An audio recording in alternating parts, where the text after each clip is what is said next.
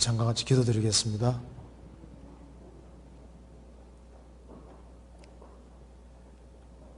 우주 만물을 창조하시고 인간 역사를 주장하시는 거룩하신 우리 아버지 하나님, 이번에 이 귀한 집회를 허락해 주신 것을 진심으로 감사합니다. 이번에 말씀을 듣는 모든 사람들의 마음을 붙잡아 주시고 하나님의 말씀으로 영혼을 환하게 밝혀 주옵소서. 그리고 마음속에 궁금한 것들을 풀 수 있도록 도와주시고 살아계신 하나님께서 우리를 위해서 준비해 놓으신 그 크신 은혜와 사랑을 주 성령님의 도우심으로 영혼 깊이 깨달아 할 수 있도록 도와주시고 사망에서 생명으로 옮겨줄 수 있도록 역사해 주시고 도와주시옵소서. 세상은 날로 혼탁해지고 너무나도 죄악이 충만한 세상에 저희들이 살고 있습니다. 우리가 어떻게 행할 것을 알 수 있도록 도와주시고 하나님께서 말씀을 듣는 모든 사람들을 구원해 주셔서 하나님께 영광과 찬송이 돌아갈 수 있도록 역사해 주옵소서. 말씀을 증거하는 사람이나 듣는 모든 사람들의 마음을 붙잡아 주옵소서. 주 예수 그리스도 이름으로 기도하옵나이다. 아멘.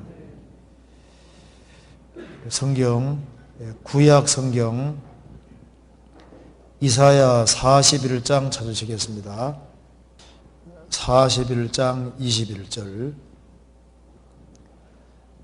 나 여호와가 말하노니 너희 우상들은 소송을 일으키라.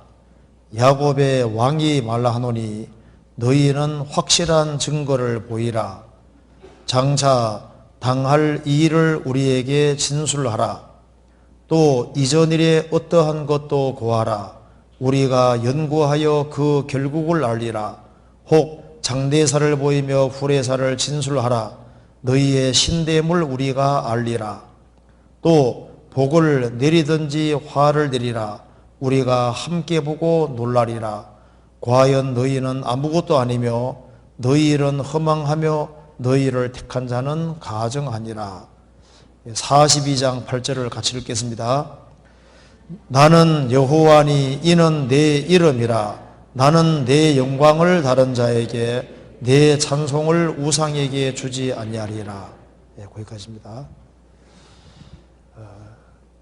누구든지 죽음을 건너갈 수밖에 없기 때문에 우리는 하루하루 살아가고 있는 것이 아니라 사실은 무덤을 향해서 죽어가고 있는 거나 마찬가지입니다.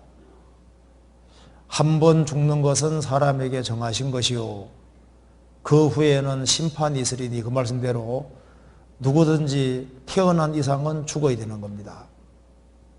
그래서 이 태어나고 죽는 그 사이에 사람이 무엇인지, 사람이 어디서 왔는지, 그리고 어디로 가는지를 확실하게 해결을 하고 살지 않으면 안 됩니다. 예수님이 요한복음 8장에서 말씀하시기를 나는 내가 어디서 오며 어디로 가는지를 안다 하셨습니다. 너희들은 알지 못한다. 이 성경을 통해서 인생의 문제를 해결한 사람은 자신이 어디서 왔는 줄 알고 또 자신이 어디로 가는 줄 압니다. 그렇기 때문에 왜 여기에 사는지를 아는 거예요. 그렇기 때문에 크리스찬들은 할 말이 있는 겁니다. 그래서 파스칼이 한 얘기 중에 이런 얘기가 있습니다. 일반 사람들은 철학자들을 보고 놀란다. 철학자들은 크리스찬들을 보고 놀란다. 왜냐하면 철학자들은 많은 것을 논하지만 정답은 주지 못하잖아요. 그런데 크리스찬들은 철학자들이 가지지 않은 확신을 가지고 있는 겁니다. 마음속에 믿어진 사실이 있고 뭔가 세상 사람을 향해서 할 말이 있는 거예요. 그래서 예수님 말씀하시기를 진리를 알지니 진리가 너희를 자유케 하리라고 말씀하셨습니다. 이 성경에서 진리를 확실히 깨우친 사람은 지구상의 각각의 사람에게 해주고 싶은 얘기가 있는 거예요. 그래서 예수님 말씀하시기를 오직 성령이 너희에게 마시면 너희가 권능을 받고 예루살렘과 온 유대와 사마리아 땅끝까지 이르러 내 증인이 되라가 아니라 되리라. 진리를 깨우친 사람은 이것을 주변 사람에게 전해주는 것이 너무나도 자연스러울 것을 말씀하신 겁니다. 그런데 이 인생의 근본적인 문제는 공부를 많이 한다고 해결할 수 있는 것이 아닙니다. 창조주가 계시다면 인생의 문제는 아주 쉽게 풀릴 수 있는 거예요. 그래서 스스로 하나님 말씀이라고 하는 이 성경책, 이 성경에서 인생의 문제를 풀 수 없다면 어디에서도 풀 수 없을 겁니다. 그런데 많은 사람들이 성경에서 인생의 문제를 풀었습니다. 이 중에는 성경으로 인생 문제를 해결한 사람도 많이 있습니다. 이번에 말씀을 순서대로 잘 듣기만 들으면은 하나님이 우리를 위해서 준비해 놓으신 그 크신 은혜와 사랑을 깨닫고 인생 문제가 정말 풀리게 될 겁니다. 그리고 이젠 나는 죽어도 하나님 앞에 갈 수 있구나 확신이 생기고 그 죄와 죽음과 심판의 두려움에서 정말 해방이 될 겁니다. 그래서 인생의 문제를 해결하기 위해서는 먼저 하나님의 존재하심이 태양보듯이 아주 확실히 되는 거예요. 그래서 예수님 말씀하시기를 요한복음 17장 3절에서 영생은 곧 유일하신 참 하나님과 그의 보내신 자 예수 그리스도를 아는 것이니이다. 영생을 얻기 위해서는 먼저 가짜 하나님 말고 유일하신 참 하나님과 그의 보내신 자 예수 그리스도를 아는 것이니이다. 그래서 참 하나님을 아는 것이 가장 중요한 겁니다. 참 하나님의 이름이 뭐냐? 여기에 성경이 말씀했습니다. 42장 8절에 나는 여호와니 이는 내 이름이라. 나는 내 영광을 다른 자에게 내 찬송을 우상에게 주지 아니하리라. 나는 여호와니 이는 내 이름이라. 여호와는 천지를 창조한 창조주 이름입니다. 그래서 나는 여호와니라고 말씀하신 이분이 누군지를 봅시다. 이사야 45장입니다. 45장 18절 같이 읽어보겠습니다. 45장 18절입니다. 여호와는 하늘을 창조하신 하나님이시며 땅도 조성하시고 견고케 하시되 헛되이 창조치 아니하시고 사람으로 거하게 지으신 자신이라. 그 말씀에 나는 여호와라 나 외에 다른 이가 없느니라. 나는 여호와라고 말씀하시면서 여호와는 하나님의 이름이라고 얘기하셨습니다. 그리고 하나님이 스스로 말씀하시기를 여호와는 하늘을 창조하신 하나님, 이 대우주를 창조하신 하나님이시고 땅 지구도 조성 만드시고 견고케 하시되 헛되이 아무렇게나 창조치 아니하시고 사람으로 살 수 있도록 지구상에 거하게 지으신 자신이라. 이 지구상에 사람이 사는 것 자체가 기적입니다. 사람으로 거하게 지으신 자신이라. 그 말씀에 나는 여호와라 나 외에 다른 이가 없느니라. 우리가 하나님 그렇게 말할 때 그 하나님은 인간이 만들어낸 명칭입니다. 한국 사람들이 하나님 이렇게 말하잖아요. 근데 그건 하나님의 이름이 아닙니다. 중국 사람들은 상제, 옥황상제, 상제라고 하는데 그것도 인간이 붙인 명칭이지 하나님 이름은 아닌 거예요. 일본 사람들은 가미사마 신에다가 님자를 붙였습니다. 다 인간이 붙인 명칭인데 하나님 이름은 아닌 겁니다. 교수님 지나갈 때 교수님 하면 이름 아니잖아요. 하나님 하면 이름은 아닙니다. 하나님의 이름은 여호와입니다. 여호와라는 이름의 말뜻은 나는 스스로 있는 자니라 그런 뜻입니다. 찾아봅시다. 여기에 출애굽기 3장 찾아봅시다. 출애굽기 3장 13절.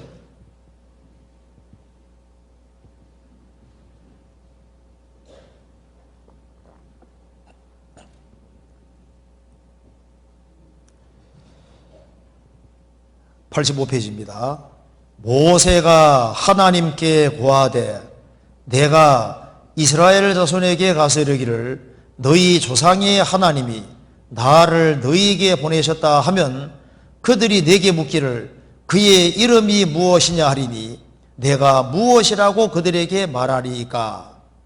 모세는 성경 처음 5권을 기록한 사람입니다.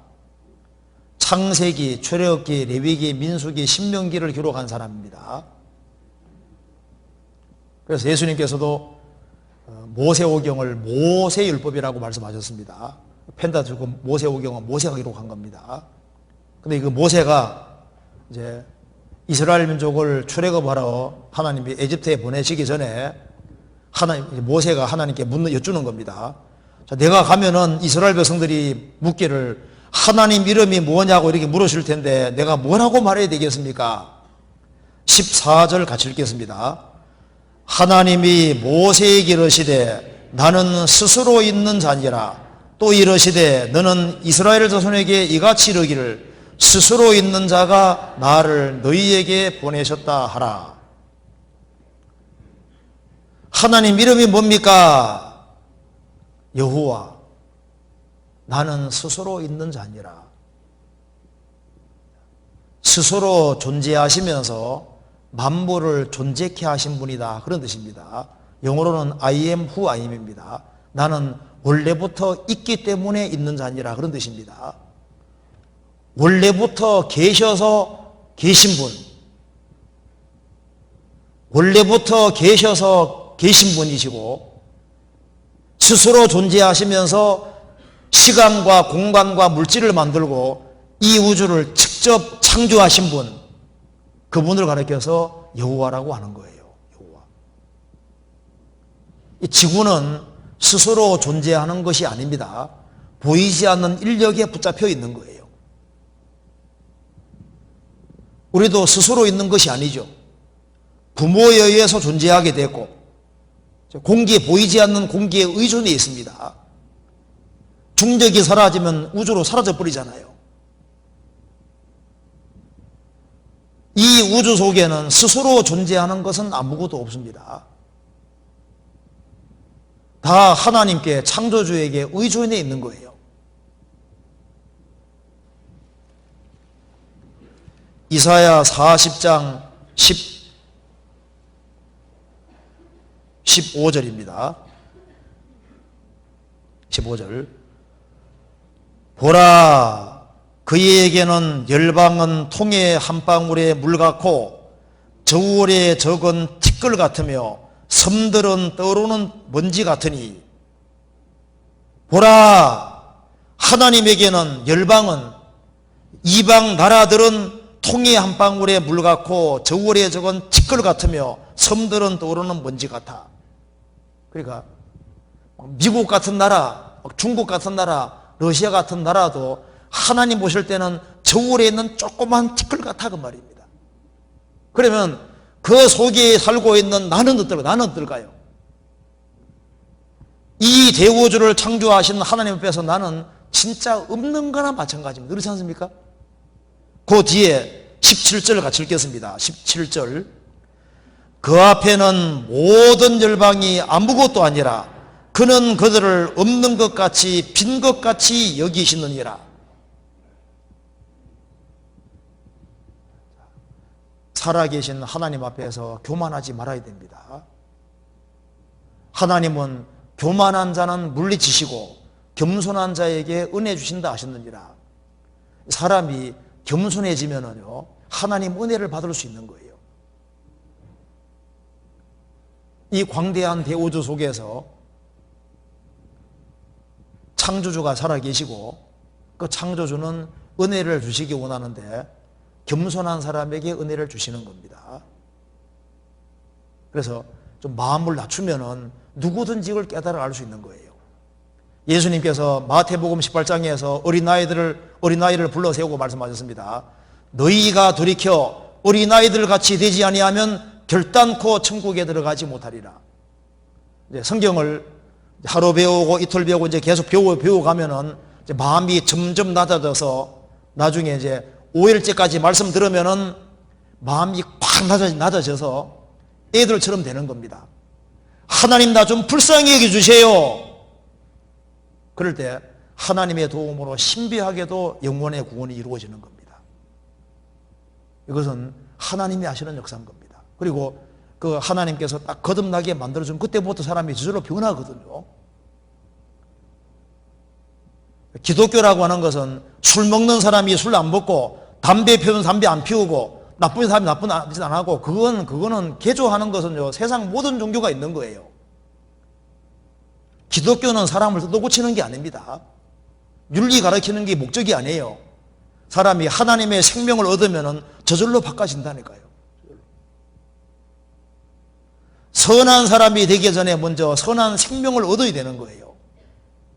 그런 진리가 있습니다. 자, 그래서 우리가 믿을 바에는 참 하나님, 천지를 창조한 절대자, 우리를 만드신 분을 믿지 않으면 안 되는 거예요. 사람은 이제 종교심이 있기 때문에 신을 찾는 마음은 있는데 막상 믿으려고 해보니까 신 종류가 너무 많은 거예요. 그렇지 않습니까? 그러니까 어느 신을 택해야 될지 몰라서 이제 헤매게 된다 그 말입니다. 그럴 줄 알고 하나님이 이렇게 말씀하셨습니다. 이사야 41장 21절.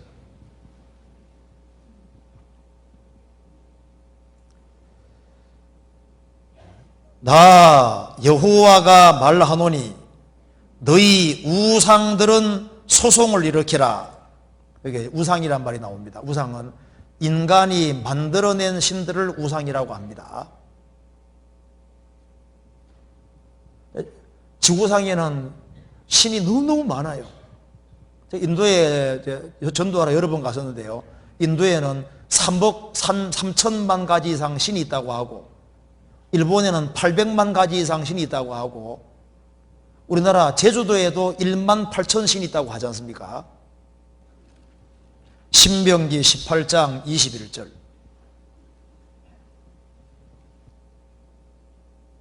21절. 21절부터 22절까지 같이 읽어보겠습니다.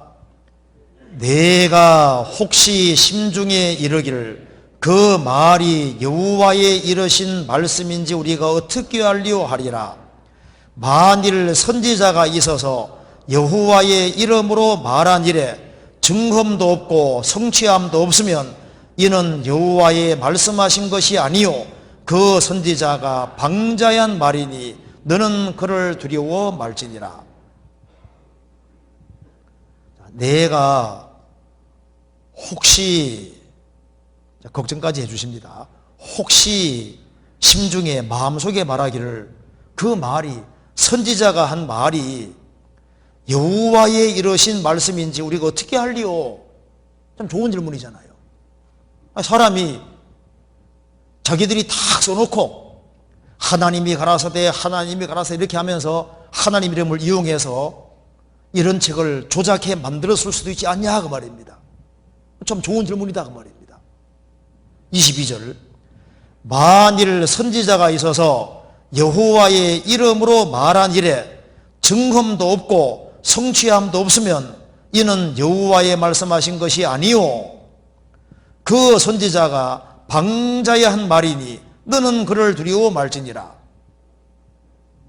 사람이 하나님의 이름을 도용해서 썼다면은 하나님 그 말씀대로 될 리가 없잖아요. 그렇죠?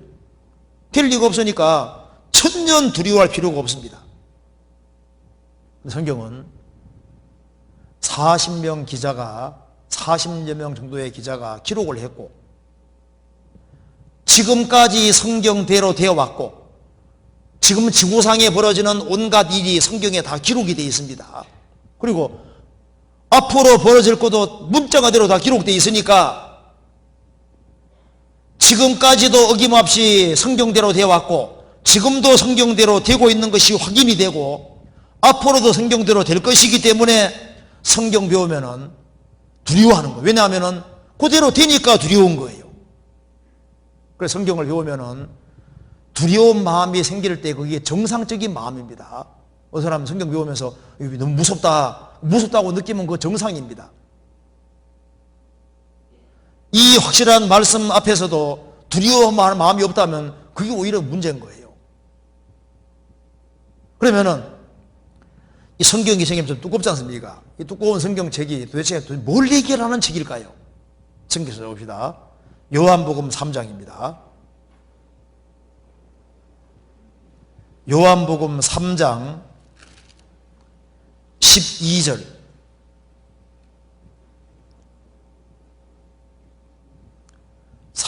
12절. 자, 같이 한번 읽어보겠습니다. 내가 땅의 일을 말하여도 너희가 믿지 아니하거든 하물며 하늘 일을 말하면 어떻게 믿겠느냐. 저는 처음에 성경을 접할 때 성경은 종교 경전인 줄 알았습니다. 그래서 성경에 좋은 얘기 나와 있고 착하게 살면은 좋은 데 간다고 하고 죄 지으면 지옥 간다고 하는 그런 내용이 있어요. 이렇게 생각했는데요. 성경 배우고서 너무 충격받은 것은 제가 원래 전공이 역사입니다. 근데 성경 배우면서 이거 뭐야? 이거 역사책이잖아.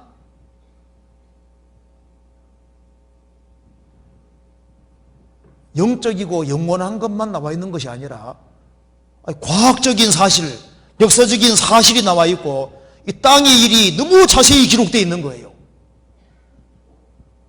이게 종교경전이 아니구나. 예수님 말씀했습니다. 내가 땅의 일을 말하여도 너희가 믿지 아니한다면 하물며 하늘 일을 말하면 어떻게 믿겠느냐. 성경에는 하늘 일만 기록되어 있는 것이 아니라 땅의 일도 기록이 되어 있습니다. 그래서 왜 땅의 일을 기록해 주셨을까요? 하늘 일을 믿게 하기 위해서입니다. 하나님이 천지를 창조하셨기 때문에 그렇게 오랜 시간 걸릴 필요가 없어요. 그 사람들은 자꾸 이제 진화론을 주장하기 위해서 우주가 막 대단히 오래된 것처럼 막 그렇게 주장을 하는데 얼마 안 됐다는 증거도 많이 있습니다. 그래서 실제로 얼마 안 됐다면은 갑작스럽게 만들어야 돼요. 그래서 성경에 보면은 하나님이 천지를 창조하시고 이 지구상에 생명체가 있게 하는데 6일 걸렸다고 하는데요. 시간이 이 우주가 실제로 젊다면은 짧은 시간 내에 지구상에 모든 게 확 존재해야 되니까 창조주가 갑자기 개비해서 만들었다는 말이 맞는 것이 되는 거예요. 그리고 아무리 우주가 오래됐다 해도 저절로는 안 되게 되어 있습니다. 이거 한번 잠깐 볼까요? 여기 지구 나이가 젊다는 증거들이 아주 많이 있는데요. 몇 가지만 잠깐 봅시다. 다 볼 필요 없이. 달의 먼지. 여기 미국에서 우주선 띄워서 달에 착륙했지 않습니까? 그런데 이 달에 먼지가 굉장히 조금밖에 없습니다. 그런데 학자들 계산에 따르면은 이 달의 연도가 45억 년, 43억 년 이 정도 됐으면은 달의 먼지가 130m에서 한 300m 사이에 있어야 되는데 발자국이 생길 정도밖에 없다 그 말입니다. 그러면 이게 오래됐을 수가 없다는 거예요. 또한 이런 얘기도 합니다. 태양이 시간당 1.5m로 줄어든다고 발표가 된다고 하는데요. 그래서 그 데이터 가지고 계산하면은 10만 년 전에는 태양 크기가 2배가 되고 2000만 년 전 하면은 태양하고 지구가 붙어버리게 되는 거니까 시간을 무조건 길게 잡으면 문제가 생기도록 되어 있는 거예요. 한번 비디오 한번 잠깐 보도록 합시다. 이를 알 수 있는 매우 훌륭한 증거일 것입니다. 우주는 얼마나 오래되었습니까? 아무도 정확히 모릅니다. 그런데 텍사스주 엘파소의 천문학자인 헤럴드 슬러스 교수는 우주가 비교적 젊다고 추정할 수 있는 근거가 많다고 말하고 있습니다. 그런데 우리가 사는 행성인 지구의 연대에 초점을 맞추어서 천문학에서는 뭐라고 이야기하는가를 들어보겠습니다. 달에 쌓인 먼지를 관찰해 보아도 달의 생성연대가 매우 짧다는 결론을 얻게 됩니다. 달의 생성연대가 짧다면 지구의 생성연대도 짧습니다. 달 표면에는 외계로부터 끊임없이 먼지가 들어와 쌓입니다. 그 쌓이는 속도는 대략 1년에 1,430만 톤씩이며 어떤 방법으로 재어도 10배 이상의 오차는 안 납니다. 그래서 45억 년 또는 50억 년이 지난 후 달에 쌓이는 먼지는 대략 130에서 300m 두께여야 합니다. 그러나 달에는 대략 3mm에서 7.5cm의 먼지밖에 쌓여있지 않습니다. 겨우 수센티미터밖에 쌓이지 않은 먼지의 양으로부터 알 수 있는 것은 달은 실제로 7,000년 혹은 8,000년 정도밖에 안 되었다는 것입니다. 달 표면을 살펴보면 먼지가 너무나 적으며 바로 이것이 달의 나이를 알 수 있는 매우 훌륭한 증거일 것입니다. 영국 왕립 그리니치 천문대와 미 해군 관측소의 100명 이상의 서로 다른 관측자들이 직접 눈으로 확인할 수 있는 측정을 하였는데 태양의 직경이 시간당 약 1.5m의 속도로 줄어든다는 것입니다. 연구가들이 말하는 바로는 그 수축 속도는 일정하였었고 태양의 생성 이래로 계속되어 왔다는 것입니다. 가장 신중한 자료로부터 계산해 본다면 겨우 10만 년 전의 태양의 직경이 지금의 2배였을 것이라고 합니다. 2천만 년 전에는 태양의 표면이 지구 표면에 닿았을 것입니다. 몇몇 전문가들이 내린 결론은 겨우 100만 년 전 또는 그 이내만 하더라도 태양의 크기가 너무 커서 지구상에는 생명체가 존재할 수 없었을 거라는 것입니다. 이 모든 증거들을 종합해 볼 때 태양계와 지구가 매우 젊으며 만년 이상 넘지 않았다는 결론을 내릴 수밖에 없음을 확신합니다. 네, 그리고 이거 한번 봅시다. 여기에 그 지구 자기장이라는 것이 있는데요. 지구 나이 자장 측정하면 약 1만 년, 2만 년 전 액시 상태에 생물 서식 못해. 자, 인구 증가를 계산하면은 여기 이제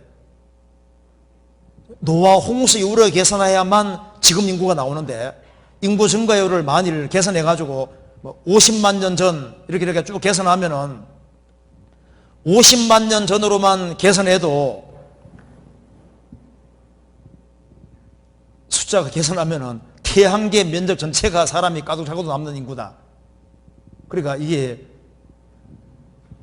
노화 홍수 때 인류가 죽고 8명으로 시작해야만 정확히 아무리 계산해도 현재 인구가 나온다는 거예요. 그 계산하는 방법이 많이 있는데, 그리고 여기에 방사선 독립원소 측정법으로 해가지고 사람들이 막 45억 년 얘기도 하는데 그러면 문제가 또 많이 생깁니다. 하나님이 천지를 창조하시고 사람을 최초의 두 사람 만드셨는데 처음부터 성인으로 만드신 겁니다. 닭이 먼저입니까? 달걀이 먼저입니까? 그 생각해보면 몰라요. 궁창에는 새가 날아라. 닭이 먼저입니다. 달걀이 먼저가 아니에요. 처음부터 다 성인으로 만드시고, 성인으로.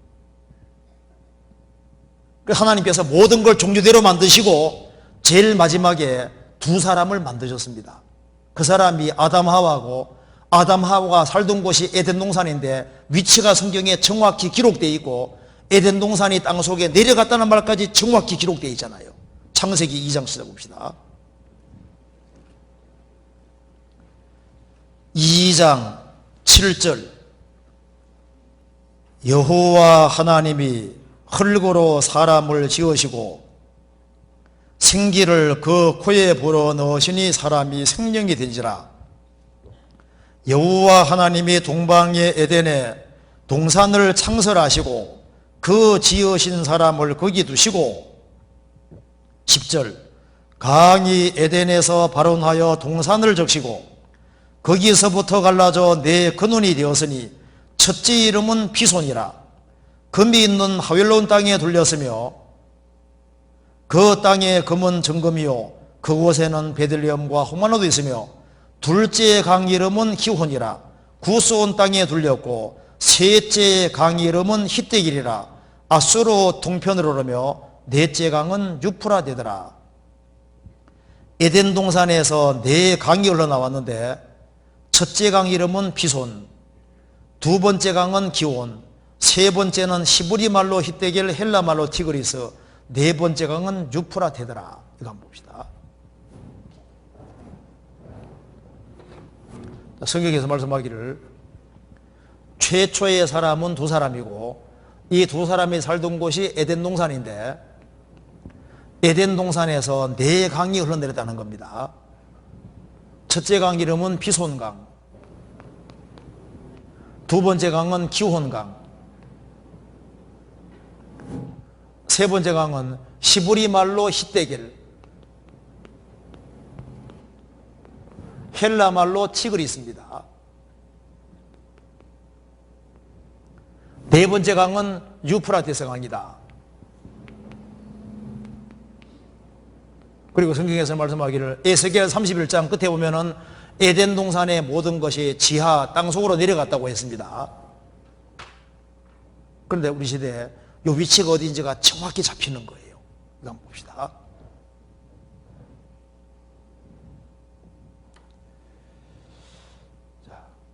에덴 동산이 실제였는가? 물론입니다. 세계 지도 놓고 보면은 이라크 남부 지역 여기가 바로 에덴 동산 자리라고 밝혀집니다. 성서의 에덴 동산은 어디에 있었을까? 에덴 동산은 메소포타미아에 있었다. 메소포타미아란 말은 두 강 사이란 뜻입니다. 에덴 동산의 세 번째와 네 번째 강 사이를 메소포타미아라고 합니다. 에덴 동산이 다 들어간다. 2009년 조선일보입니다. 티그리스 강과 유프라tes 강 사이, 여기가 바로 에덴 동산 자리입니다. 히브리 말로 히데겔, 헬라 말로 티그리스입니다. 티그리스.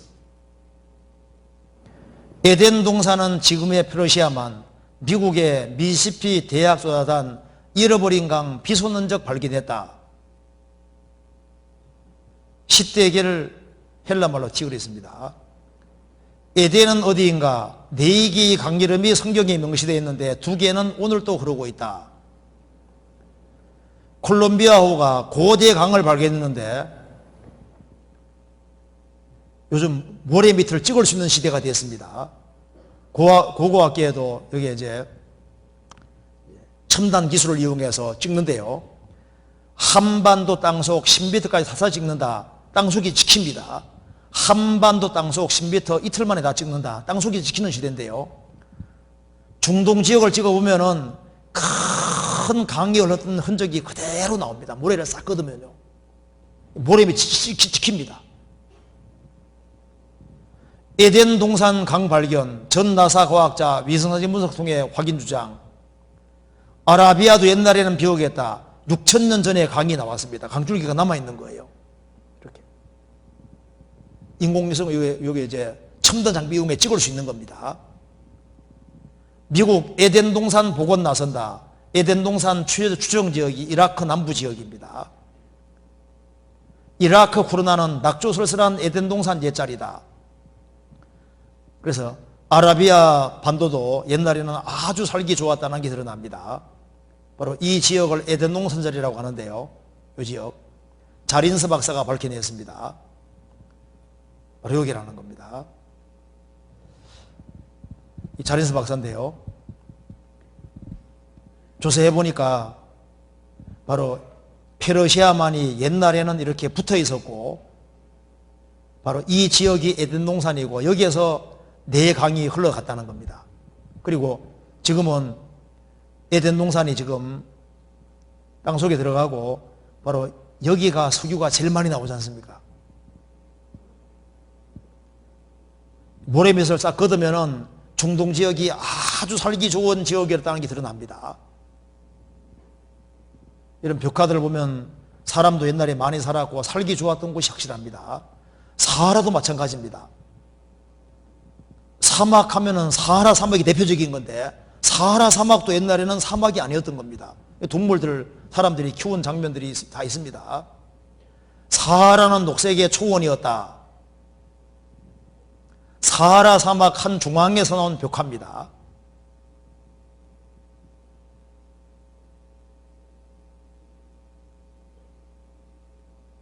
여기가 바로 에덴 동산 옛자리입니다. 석유가 제일 많이 매장되어 있는 바로 이곳입니다. 페르시아만, 우리나라 석유도 여기서 가져오잖아요. 석유가 나오려면 어떻게 될까요? 온갖 동물 땅속에 내려가야 되는데 에덴의 나무와 함께 지하에 내려갈 것이요, 에덴 동산의 모든 것이 땅속에 내려간 것이 딱 기록이 되어 있어요. 석유 만들어지려면 온갖 것이 땅속에 내려가야 되잖아요.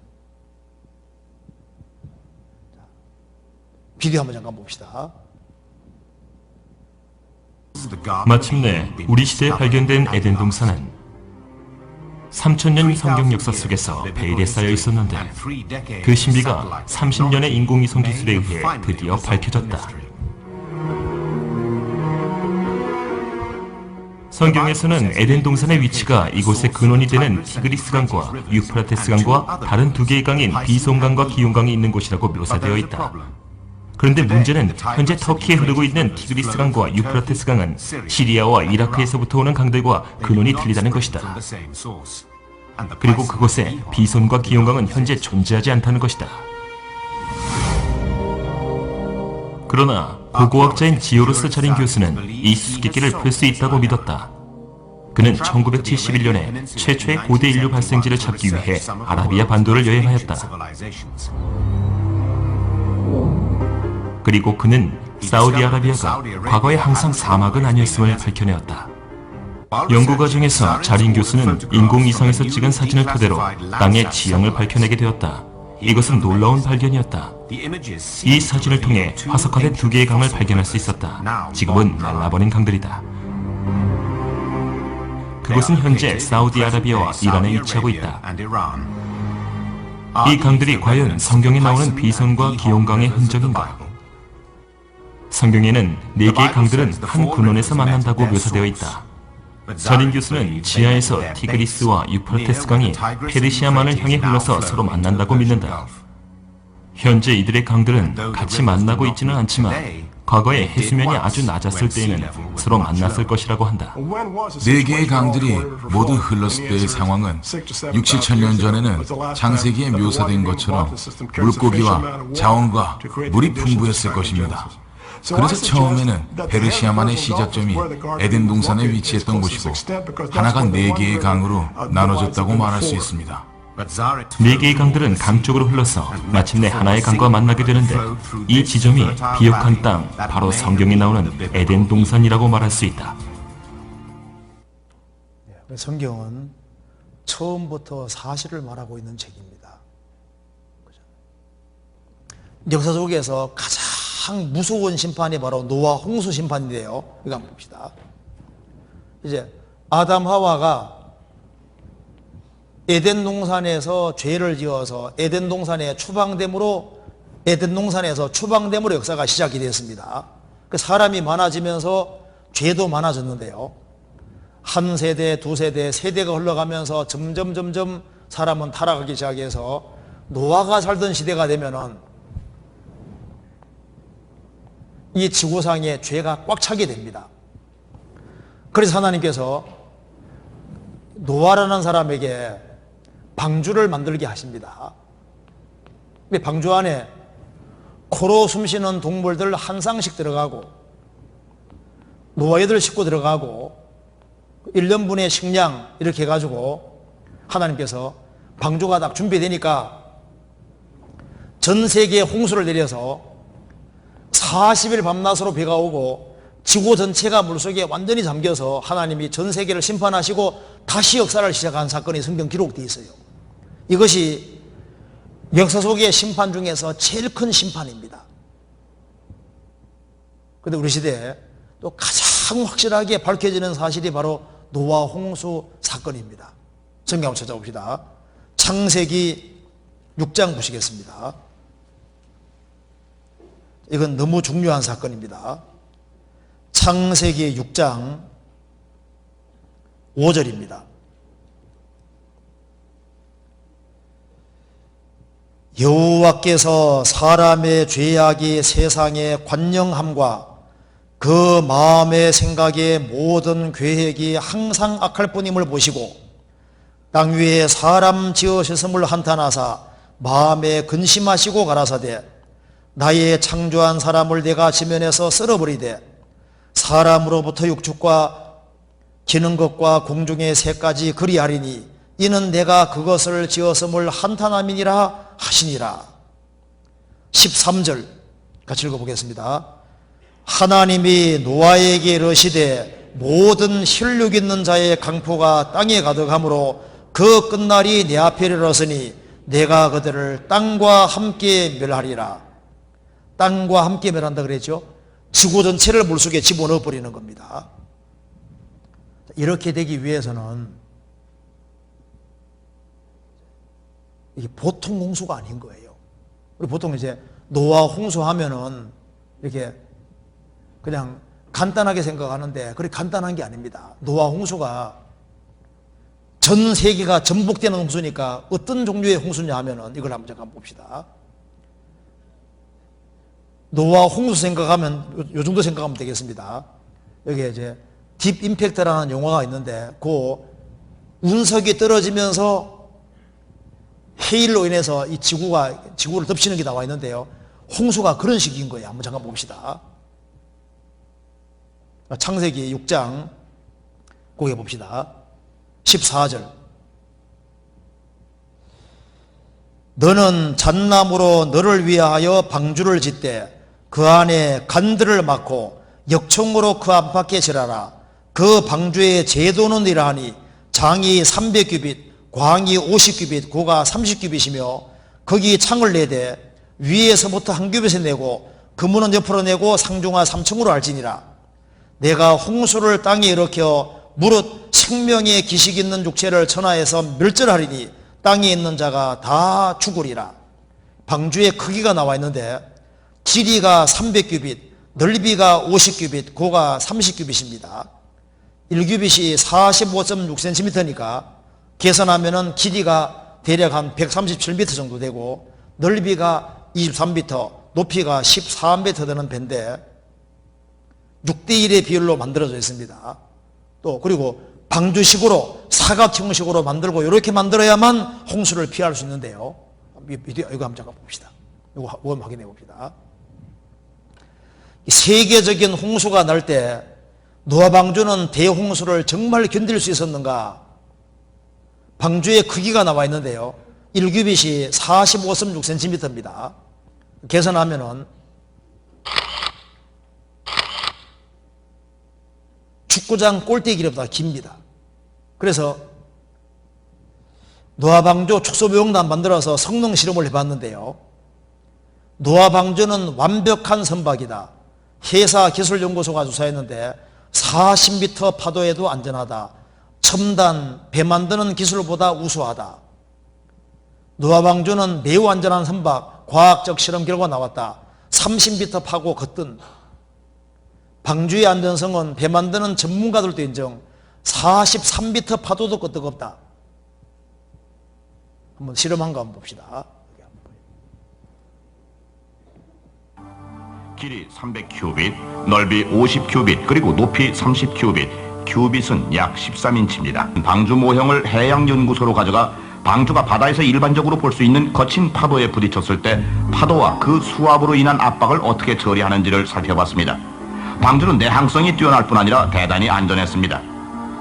다음엔 실험 탱크의 파도를 2배로 강하게 해 실제 200피트의 파도와 맞먹게 했습니다. 200피트면은 60m가 넘습니다.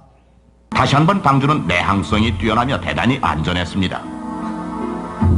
위로 뛰려는 부력과 가라앉으려는 중력, 그리고 파도의 힘 등이 균형을 이루어 방주는 기울어지더라도 스스로 일어날 수 있는 거죠. 경사 90도까지 어디서나요? 다시 말하면 0도에서 90도 사이 어디서나요? 물에 뜨는 힘이 대단해서 곧 제자리를 찾아 일어나는 겁니다. 배가 뒤집어질 가능성은 없습니다. 방주는 매우 안전한 외항선이었던 것 같습니다. 그러니까 지금 세계적인 홍수가 일어날 경우에 어떻게 하면 홍수를 피할 수 있느냐, 보통 배식으로 만들어도 안 되고 딱 이렇게 방주, 딱 성경에 나와 있는 설계대로 딱 만들 때만 세계적인 홍수를 피할 수 있는 겁니다. 그러면 이것이 누구 머리에서 나온 거냐 그 말입니다. 하나님께서 세계적인 홍수를 일으키실 것이기 때문에 인류를 구원하기 위해서 설계도를 하나님이 딱 내려주신 거예요. 그렇잖아요. 이 방주만 보더라도 알 수 있다 그 말입니다. 자, 10분 쉬고 이어서 더 자세히 말씀드리겠습니다. 우리 성경 창세기 7장을 보시겠습니다. 창세기 7장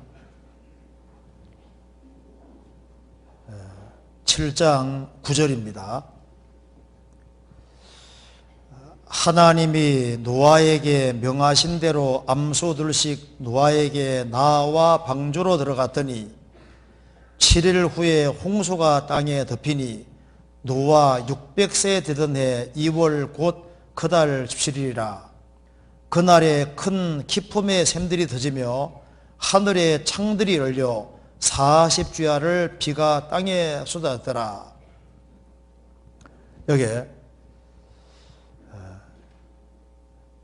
세계적인 홍수가 오게 된 이유가 나와 있는데 11절에 그날에 큰 기품의 샘, 깊은 바다 밑에 있는 샘들이 터져오르고 하늘의 창들이 열려 40주야를 비가 땅에 쏟아더라.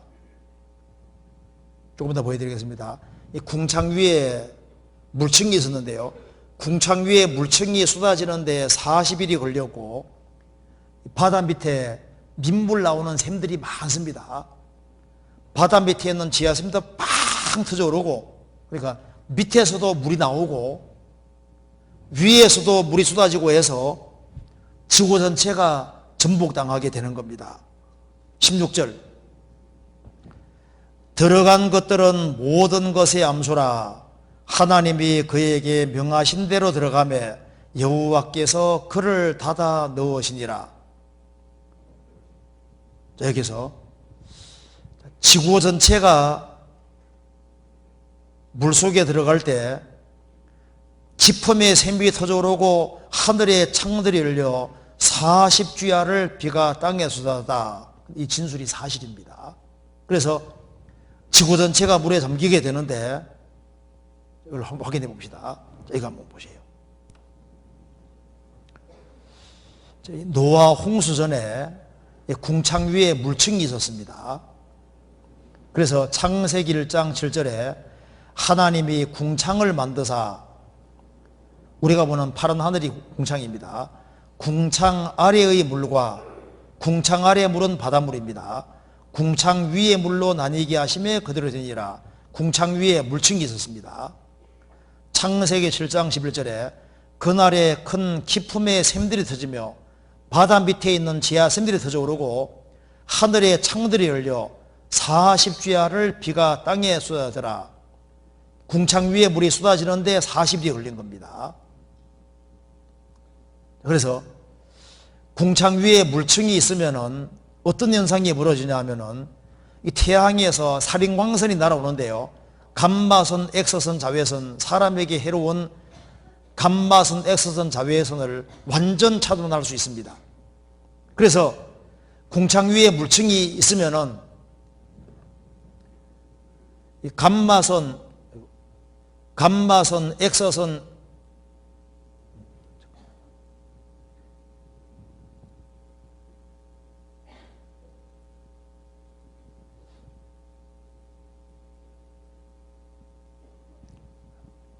여기 이제 감마선, X선, 자외선을 이게 완전 차단해 주기 때문에 환경이 완전히 바꿔지게 되는 거예요. 그래서 이걸 좀 확대해서 보여드리면은 궁창 위에 물층이 있으면은 이런 현상이 생기게 됩니다. 남극에서 북극까지 온화한 기후로 바뀌고 바람과 폭풍우도 없어지게 되고 사막과 얼음에 얼어덮인 불모지 확장도 없어지고 성장기가 계속되고 지구 전체에 걸쳐 무성한 추목이 있게 됩니다. 그래서 궁창 위에 물층이 있으면은 갑자기 얼음지대가 사라져 버리는 거예요. 그래서 대기권 투명 수막으로 지구를 보호하고 있었는데 이게 사실이라는 겁니다.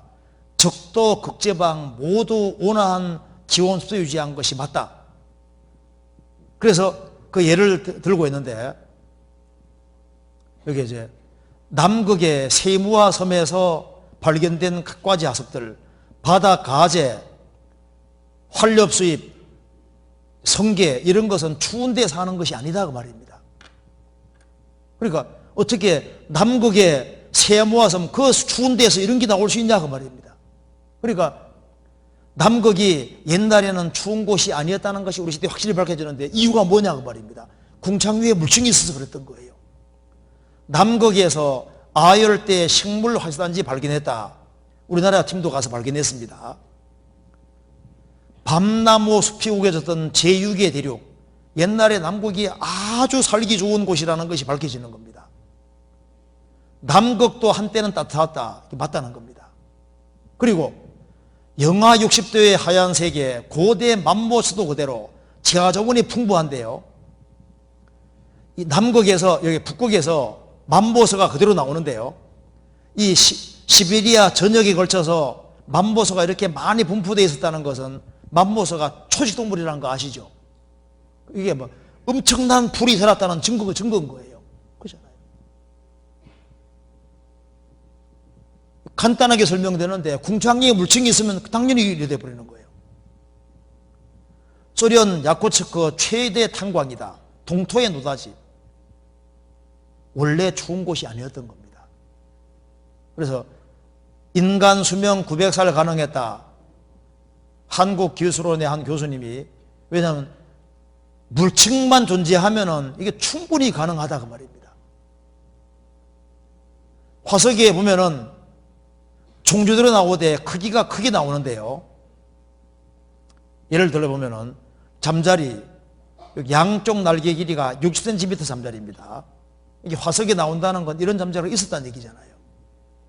이건 70cm 잠자리인데 70cm입니다. 이건 잠자리인데 75cm 잠자리인데 이것을 복원해 보면 이렇게 생겼어요. 이런 잠자리들이 옛날에 날아다녔다고 말입니다. 이건 이탈리아에서 나왔는데 양쪽 날개 길이가 1.27m입니다. 이탈리아에서 나오는데 1.27m. 이것도 이탈리아에서 나왔는데 1.5m 잠자리입니다. 잠자리인데. 거대 굴들, 가장 큰 굴은 3m 65cm, 굴, 먹는 굴.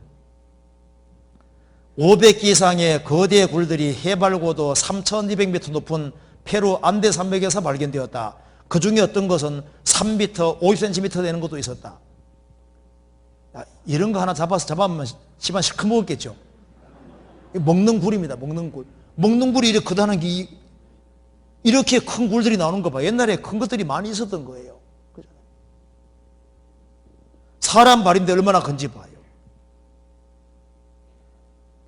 공룡 발 옆에 사람 발이 찍혀 있습니다. 발이 얼마나 큰지 봐요. 사람 발입니다. 뼈도 컸어요. 지금 뼈하고 지금 옛날 뼈 비교해봐요. 큰 사람들도 많이 있었습니다. 요즘 뼈하고 지금 큰 뼈 봐봐요. 이탈리아 석탄광에서 나온 겁니다. 3.4m입니다. 사람이. 키가 3.4m. 과거 지구상에 거인들이 있었다. 120cm 크기 대퇴골 발견. 이게 무릎에서부터 골반까지를 대퇴골이라는데 이것이 120cm니까 비율로 계산하면 이 사람 크기는 4.2에서 한 4.8m가 된다 그 말입니다. 그러니까 거대점 종류대로 나오는데 포유류는 보통 평균 한 2배 크기로 나오는데 이유가 도대체 뭐냐 그 말입니다. 답은 간단해요. 궁창 위에 물이 있으면 간단한 겁니다. 그렇잖아요. 자, 그리고 여기에 창세기 7장 보시겠습니다. 16절.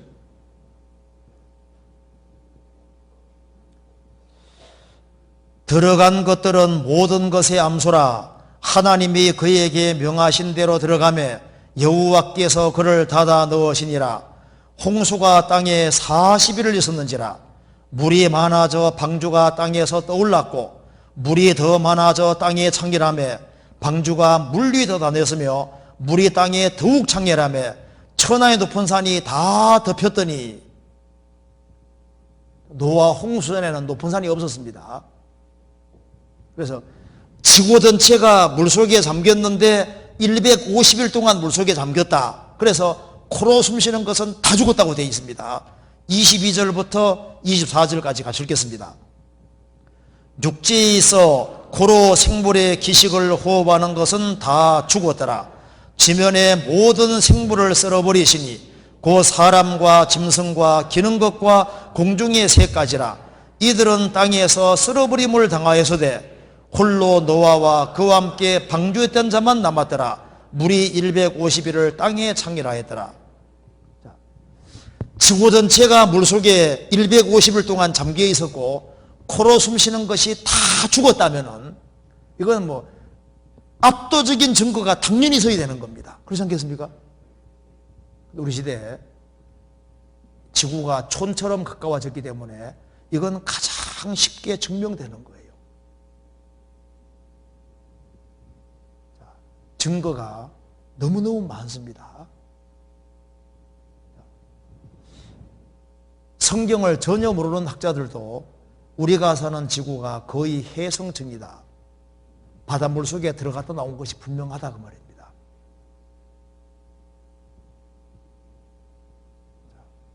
이것이 사실인지 한번 확인해 봅시다. 이거 한번 봅시다. 자, 지구 전체가 물속에 잠긴 것은 정말 사실일까? 여기 이제 세계 지도 놓고 보면은 여기에 굵게 표시해 놓은 것이 높은 산맥 표시입니다. 그럼 지구상에서 제일 높은 산 하면 어디입니까? 에베레스트 산. 세상에서 제일 높은 산도 바닷물 속에 있었습니다. 한번 봅시다. 확인해 봅시다. 지구 전체가 물속에 들어갔다가 지각의 변동으로 산이 크게 올라갔다고 성경에 되어 있는데요. 히말라야 산맥의 샌드위치, 여기 에베레스트는 바다 밑바닥이었다. 지구상에서 제일 높은 산부터 바닷물 속에 있었습니다. 그리고 여기에 불가사의하게도 해면보다 8,000m나 높은, 해면보다 8,000m면 얼마나 높은 거예요. 이 지중해에서 해저에서밖에 살지 않았던 조기화석이 발견된 것이다. 조기화석이 나온다는 것은 여기가 어디였다는 얘기인 겁니까? 바닷물 속에 있었다. 바닷물 속에. 뉴턴즈입니다. 세계 최고봉에 왜 해저에 지층이 존재할까? 제일 높은 산이 왜 바닷물 속에 있었을까? 여기 옐로 밴드, 노란 부분 보이죠? 옐로 밴드라고 하는데 여기에 옐로 밴드에서는 바다 생물의 화석이 발견되어 그곳이 해저였다는 걸 뒷받침해주고 있다. 여기에서 뭐가 나옵니까? 여기에서 바다 생물의 화석이 나오는 거예요. 8,000m 높은, 여기에서 바다 생물 화석이 나온다는 건 여기 바닷물 속에 있었다는 얘기잖아요. 그러니까 여기에 요건 암모나이트, 요거는 바닷물 속에 있는 건데 여기 왜 에베레스트 산 꼭대기에서 나오냐 그 말입니다. 이상하잖아요. 그러니까 바다수를 등이 서식한 바다에서 에베레스트 정상이 만들어졌다. 석탄에 대해 저도 참 석탄이 참 궁금했었는데, 제가 탄광촌에 살았기 때문에, 강원도 탄광촌에 살았기 때문에 뭐 탄과 같이 살았죠. 탄과. 그래서 이 석탄이 참 궁금했는데 석탄의 대부분이 나무 껍질이라는 것이 밝혀지는 겁니다. 사람 뼈도 들어가 있고 사람 두개골도 들어있고, 석탄 빼내는 데서 두개골 막 나오고 사람 뼈가 막 나오잖아요. 이게 옛날에 참 옛날부터 사람들이 궁금해했던 겁니다. 참 이상하다. 어떻게 해서 전 세계에 석유가 엄청나게, 석탄이 엄청나게 분포되어 있는데 석탄으로 바뀌는 첫 번째 단계는 어두운 갈색의 갈탄이 만들어지고, 그 다음에 이제 갈탄이 더 큰 압력 받으면 역천탕 되고, 더 압력 받으면은 단단한 무연탄이 되는데, 세계적으로 석탄이 너무너무 많잖아요. 그런데 이 석탄의 대부분이 나무 껍질인데 어떻게 해서 나무 껍질로 된 것이 땅 속에 들어있냐 그 말입니다. 그래서 이것이 이제 학자들이 아주 궁금한 것 중에 하나였는데, 이 지구가 이렇게 있으면은 어떻게 석탄들이 전 세계 곳곳에 이렇게 석탄층들이 땅 속에 들어가 있냐 그 말입니다. 그래서 미국의 이 오스틴이라는 박사가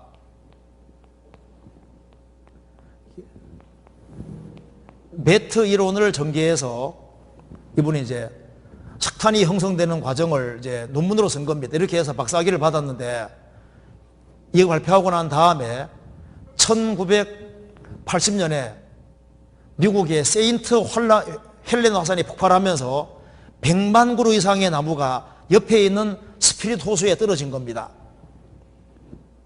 호수에 나무들이 떨어졌는데 얼마 시간 지나가니까 나무 껍질이 다 사라져 버린 거예요. 나무가 물에 탁 가라앉으면, 이제 물에 딱 떨어지면은 물이 먹으면 얼마 후에 껍질이 벗겨지고 땅 속에, 바닷물 속에 가라앉게 되는 겁니다. 그래서 호수 밑을 들어가 보니까 세상에 한 1m 정도 나무 껍질이 쌓여있는데 벌써 토탕 과정을 겪고 있더라 그 말입니다. 여기에 흙만 덮이면은 석탄청이 돼버리는 거예요. 그래서 학자들이 이해를 하게 된 겁니다. 아, 그렇구나.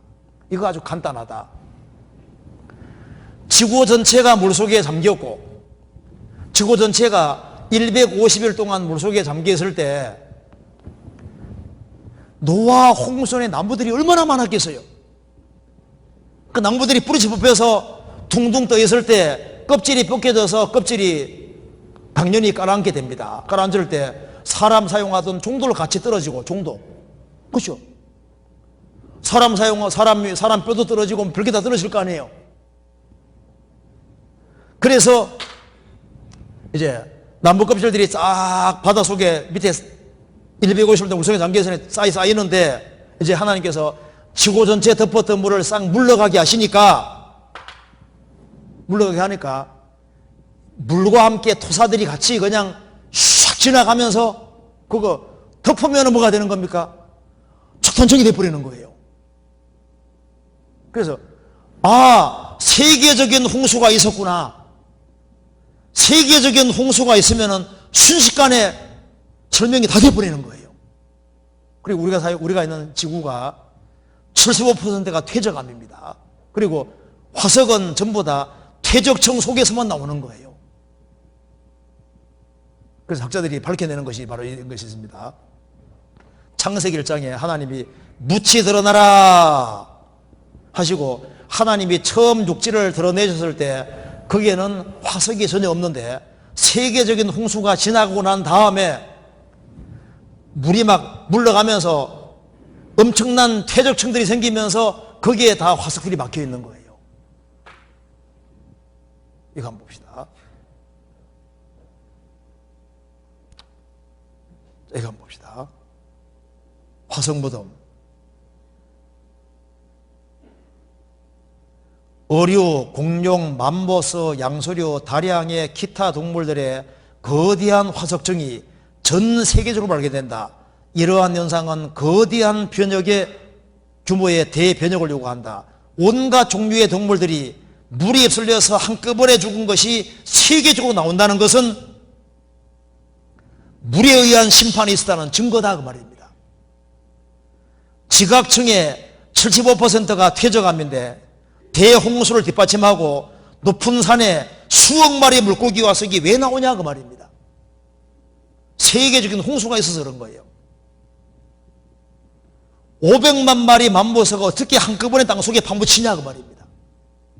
그리고 이 남아프리카 남아공화국에 가면은, 남아프리카 거기 가면은 남아공 거기에 카루 거기에는 12km 두께가 전부 다 화석입니다. 그것도 채소동물. 한 7천억 개 정도의 척추동물 뼈가 있다고 하잖아요. 7천억 개. 완전히 그냥 싹 뒤집어진 거예요. 500만 발이 어떻게 한꺼번에 확 파묻힐 수 있겠냐고 말입니다. 그리고 다지층 나무, 이렇게 지층에 나무들이 어떻게 수직으로 바뀔 수 있을까요? 이건 세계적인 홍수가 있어야만 가능한 거예요. 다지층, 여러 지층에 나무들이 수직으로 박혀 있는 겁니다. 나무, 지층에 9m짜리 나무가 그대로 수직으로 꽉 박혀 있는 거예요. 순식간에 화석이 여기 지층이 생긴 겁니다. 이런 거 보세요. 수직 다지층 나무. 물이 물러가며 생긴 겁니다. 그리고 보통 홍수로 화석이 안 생깁니다. 큰 물고기가 작은 물고기에 무는 순간에 화석이 된 거예요. 순식간.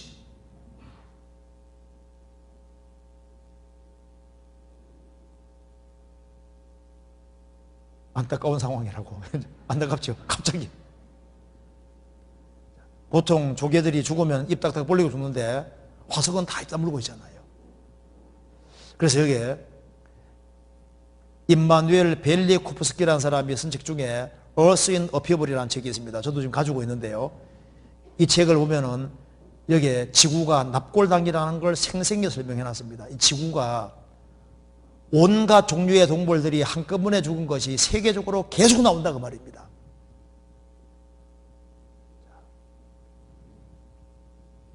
지구 전체가 물속에 잠긴 것이 맞습니다. 그러면 지구 전체를 덮었던 물이 어디로 물러갔을까요? 그것도 계산해 봅시다. 8장 1절.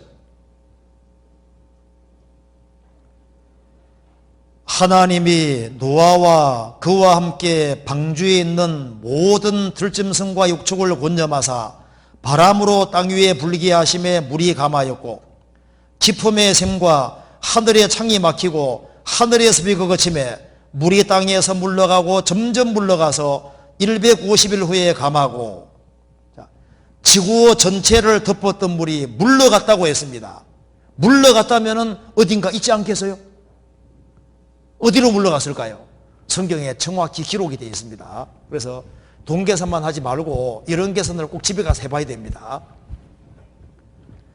지구 전체 덮었던 물이 성경에 물러갔다고 했으니까 어디로 물러갔는지도 성경에 정확히 계산되어 있는데 지구 전체에 덮었던 물이 고스란히 남아 있습니다.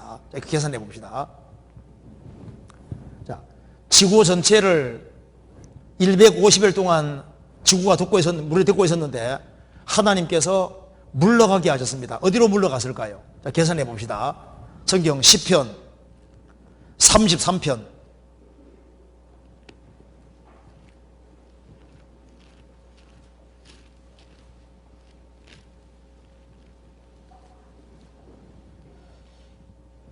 7절 같이 읽겠습니다. 저가 바닷물을 모아 무더기같이 쌓으시며 깊은 물을 곳간에 두시도다. 하나님이 바닷물을 모아 무더기같이 쌓았다. 무더기같이 쌓은 것이 빙산인데요. 이 남극과 북극에 빙산이 있는데 이 남극의 얼음이 다 녹을 경우에 우리 시대에 계산을 정확히 했다고 합니다. 뉴스에도 나왔는데 계산해 보니까 정밀 계산해 보니까 딱 58m 높아진답니다. 남극 얼음이 다 녹으면은.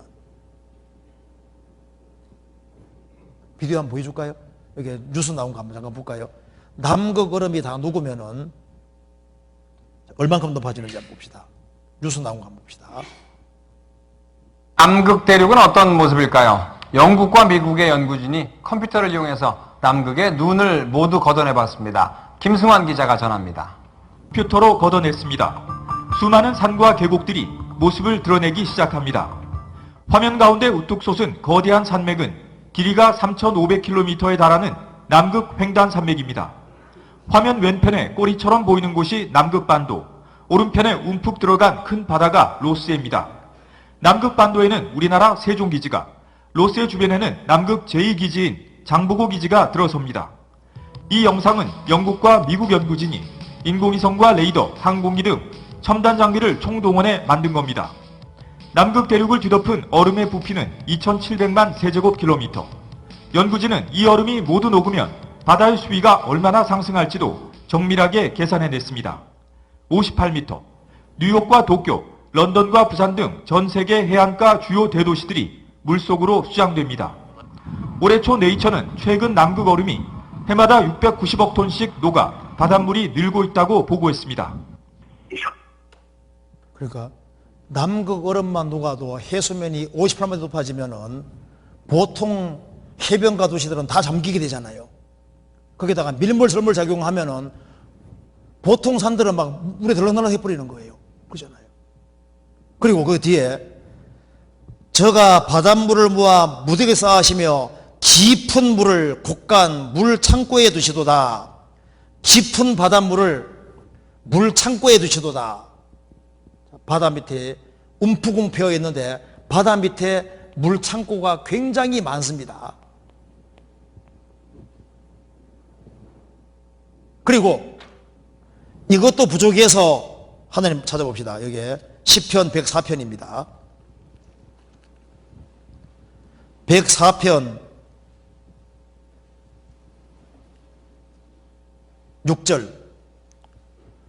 옷으로 덮음같이 땅을 바다로 덮으심에 물이 산들 위에 섰더니 주의 견책을 인하여 도망하며 주의 우레의 소리를 인하여 빨리 가서 주의 정하신 처소에 이르렀고 산은 오르고 골짜기는 내려갔나이다. 자, 지구 전체들을 덮었던 물을 하나님이 책망하시니까 하나님이 정하신 처소로 갔다. 즉 물창고로 가고 얼음으로 올리고 또 하나님께서 지각의 변동을 일으켜서 산은 올라가고 골짜기는 내려가게 하셨나이다. 지각 변동으로 높은 산과 깊은 계곡이 생기게 만드셨다는 겁니다. 그러니까 높은 산이 하나같이 조교화석, 물교화석이 나오잖아요. 바꿔 말하면은 남극 얼음을 싹 녹여버리고 물창고를 없애버리고 높은 산 끄집어내리고 깊은 계곡 끌어올리면은 노아 때와 똑같이 지구가 완전히 덮여지는 거, 완전히. 세상에는 산보다 높은 바다가 있는데 마리아나 해구는 특별히 깊은 바다가 많은데 챌린저 심지어는 얼마나 깊은지 에베레스트 산을 다 집어넣고도 2,000제곱미터가 더 깊어요. 그러니까 이렇게 되는 겁니다. 여기에 세상에서 제일 높은 산이 에베레스트 산인데 8,850m 정도가 되는데 챌린저 10년은 얼마나 깊은지 11,000m가 넘어요. 그러니까 산보다 더 깊다 그 말입니다. 그래서 여기 챌린저 10년 여기다가 에베레스트 집어넣으면은 에베레스트 산이 다 들어가고도 더 깊은 거예요. 그러니까 하나님께서 이 깊은 물창고도 많이 만들어 놓고 바다 밑이 11,529m. 그리고 하나님께서 산을 올라가게 만드시잖아요. 그러니까 이 모든 진술이 다 사실이다 그 말입니다. 그리고 지구에 덮었던 물이 물러갔고 방주는 아라라산에 머물렀습니다. 창세기 8장 보시겠습니다. 8장 4절.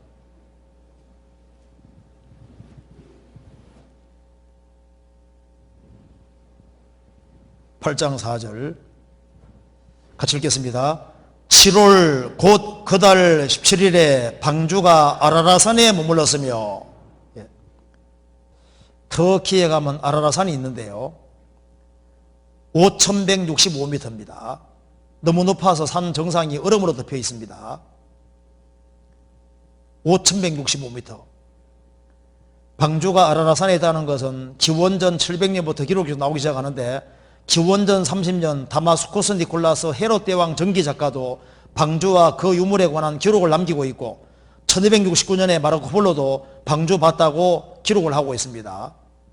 동방견물록 쓴 사람 마르코 폴로. 그리고 이제 방주에 대한 기록이 많이 나와 있는데요 쭉 서기록이 계속 나옵니다. 그리고 20세기에도 많은 사람이 가서 봤는데 방주에 관한 책도 많고 우리 시대에 가장 확실한 대표적인 것 중에 하나가 노아 홍수 사건입니다. 얼어붙은 노아의 방주 아라라산에 있습니다. 이 사람은 나바라시인데 방주 조각을 잘라서 짊어지고 들어온 사람입니다. 나바라시입니다. 방주에서 가져온 거고 화가시켜서 그려보게 한 건데 방주 본 사람들이 화가시켜서 그려보게 한 겁니다. 그리고 이것은 하고피안이라는 사람이 화가시켜 그려보게 한 건데요. 하고피안이라는 사람은 자기 삼촌과 같이 아라라산에 올라가서 직접 위에까지 올라가 봤다고 합니다. 이 사람이 하고피안이라는 사람입니다. 그려보게 한 거고 이 사람이 하고피안이라는 사람이고, 그리고 아슬란 박사도 똑같은 위치에서, 하고피안이 본 것과 똑같은 위치에서 방주를 봤습니다. 이건 제임스 어윈이 찍은 겁니다. 우주비행사. 노아방주 아라라산정 얼음 속에 있다. 노아방주 실제로 있었다. 노아방주 확실 존재. 청도 중국 신문입니다. 그리고 2010년에 성경 속 노아방주 추정 구조물 발견. 이런 증거를 보지 않더라도 사실인 걸 알 수 있습니다. 몇 개만 봐도 알 수 있잖아요. 하나님께서 세계적인 홍수를 일으키신 이후에 무지개 주시면서 전 세계를 물로는 심판하지 않겠다고 말씀하셨습니다. 앞으로 이 지구상에 죄가 꽉 차면은 앞으로는 물이 아니라 불이라고 말씀하셨습니다. 성경 베드로후서 3장 보시겠습니다. 베드로후서 3장 3절입니다. 먼저 이것을 알지니 말세에 기롱하는 자들이 와서 자기의 정욕을 투사행하며 기롱하여 가로되 주의 강림하신다는 약속이 어디 있느냐. 조상들이 잔 후로부터 만물이 처음 창조될 때와 같이 그냥 있다 하니 이는 하늘이 예적부터 있는 것과 땅이 물에서 나와 물로 성립한 것도 하나님의 말씀으로 된 것을 저희가 불어이지려 함이로다. 이로 말미암아 그때의 세상은 물의 넘침으로 멸망하였으되 이제 하늘과 땅은 그 동일한 말씀으로 불사르기 위하여 간수하신 바 되어 경건치 아니한 사람들의 심판과 멸망의 날까지 보존하여 두신 것이니라.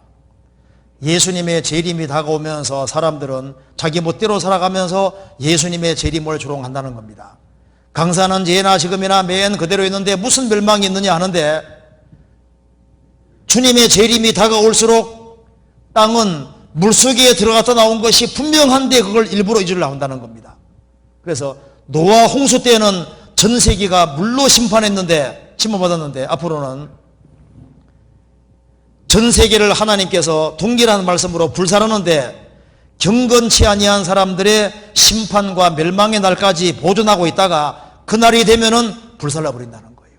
그래서 불로 심판되린다는 모델 케이스로 미리 보여준 것이 바로 소돔 고모라 사건인 겁니다. 한 장 앞에 보시겠습니다. 베드로후서 2장 6절입니다. 소돔과 고모라 성을 멸망하기로 정하여 제가 되게 하사 후세에 경건치 아니할 자들에게 본을 삼으셨으며, 소돔과 고모라는 후세를 위한 본이다 그 말입니다. 마지막 시대에 사람들이 불로 심판받을 것에 대한 모델 케이스로 하나님이 소돔 고모라 멸망시켰는데, 소돔 고모라와 이웃 도시가 같이 망했습니다. 유다서 보시겠습니다. 1장 요한계시록 앞에 유다서 1장 7절 같이 읽어보겠습니다. 1장 7절 같이 읽겠습니다. 소돔과 고모라와 그 이웃 도시들도 저희와 같은 모양으로 간음을 행하며 다른 색을 따라가다가 영원한 불의 형벌을 받음으로 거울이 되었느니라. 창세기 19장 보시겠습니다. 19장 24절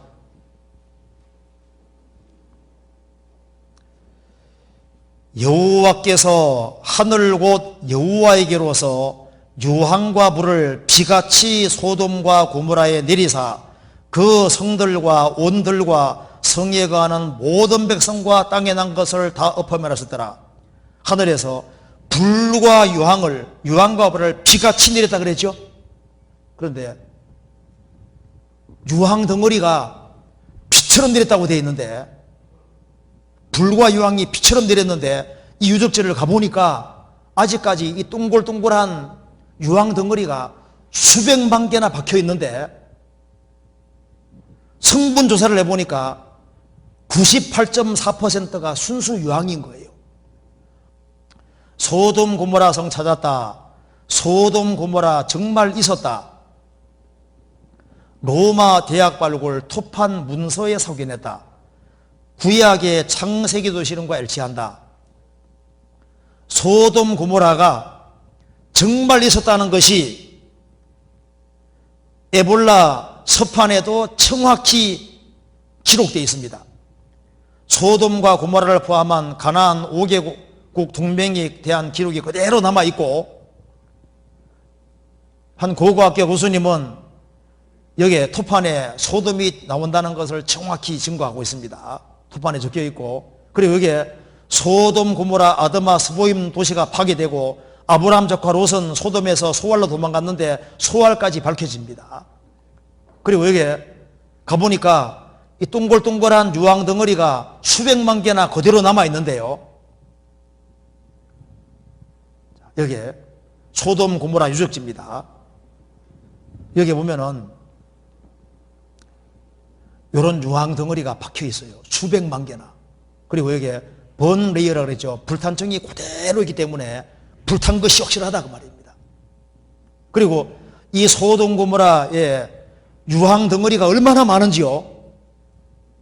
그래서 불 붙이면 불이 꽉 붙어버리는데, 이런 유황 덩어리가 수백만 개나 이렇게 박혀 있는데, 왜 하나님이 아직까지 많이 내려가지고 이걸, 없어진 것도 많지만 아직까지 왜 많이 남겨놨을까요? 혹시라도 안 믿을까봐. 그래서 이런 구멍 속에 유황 덩어리 들어있는데 이걸 끄집어내서 성분 분석을 해봤습니다. 성분 분석을 해보니까 놀랍게도 98.4%가 순수 유황인 거예요. 소돔 고모라에서 나온 유황하고 다른 자연적인 유황하고 다르다 그 말입니다. 다른 유황은 유황 성분이 한 40%밖에 안 되는데 이것만 98.4%.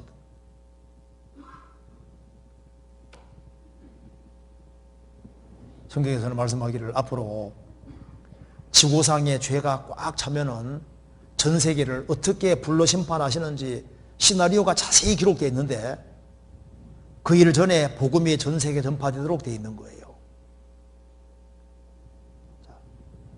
성경에서 말씀했습니다. 성경의 하나님이 여호와시기 때문에 여호와는 과거부터 미래까지를 정확히 다 진술할 수 있는 분이잖아요. 그리고 하나님은 정확히 사실을 말씀하시는 겁니다. 성경대로 역사가 흘러가기 때문에 우리 개인 운명도 성경대로 되는 겁니다. 이번에 바쁘시더라도 꼭 시간 내서 성경을 확인해 볼 필요가 있습니다. 그래서 순서로 잘 듣기만 들으시면은 이 성경의 하나님이 참 하나님인 걸 알 수 있고 인생 문제가 풀릴 수 있을 겁니다. 같이 기도드리겠습니다.